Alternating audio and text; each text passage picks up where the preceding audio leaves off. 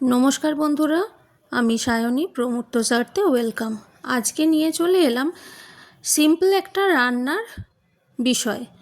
Actually अनेक समय कि हय आमादेर रान्ना करते भालो लागे ना बा एकघेये तरि तरकारी खेये मुखटा खाराप हये जाय, तखन आमरा माझे मध्य एक आध दिन एरकम सिम्पल रान्ना करी। आज के आलुर चोखा हबे, आलुर चोखा टमेटो दिए पेঁয়াজ दिए हबे और तार साथे पेঁয়াজি करब, मुसुर डाल पेঁয়াজ फोड़न दिए और तार साथे डिमेर अमलेट।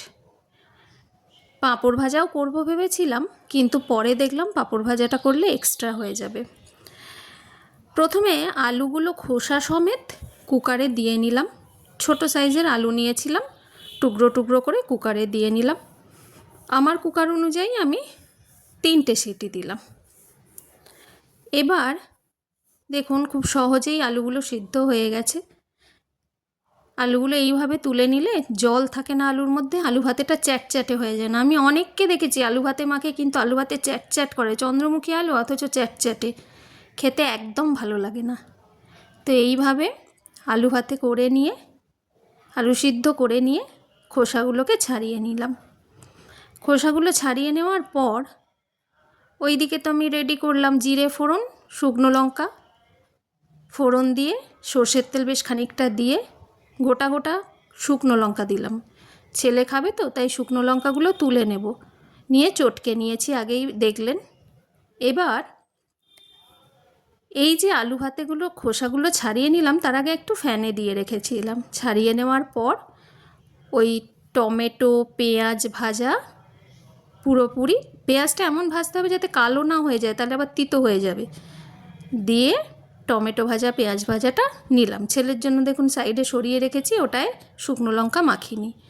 बाकी जे शुकनो लंकाटा आमी नुन दिए एकटु पेस्ट करे निलाम, हाथे करेई चटके नियेछिलाम, सेटा एर मধ্যে मिशिয়ে निलाम। হয়ে গেছে आलू भाते रेडी। আর পেঁয়াজি ভাজার ভিডিওটা আমি তুলিনি, তখন সময় ছিল না বলে, আর ডিম ভাজাটাও তুলিনি।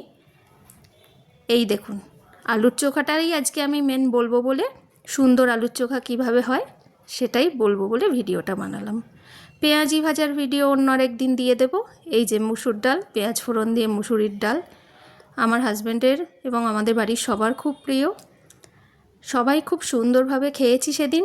সাথে একটু গরম ভাত ছিল, মাখন বা ঘি নিয়ে নিলে তো আর জমে ক্ষীর। দেখুন এই আলুটা আমি নিলে যদি এইরকম সাইজের নিতাম তাহলে টুকরো টুকরো করে নিয়েছিলাম।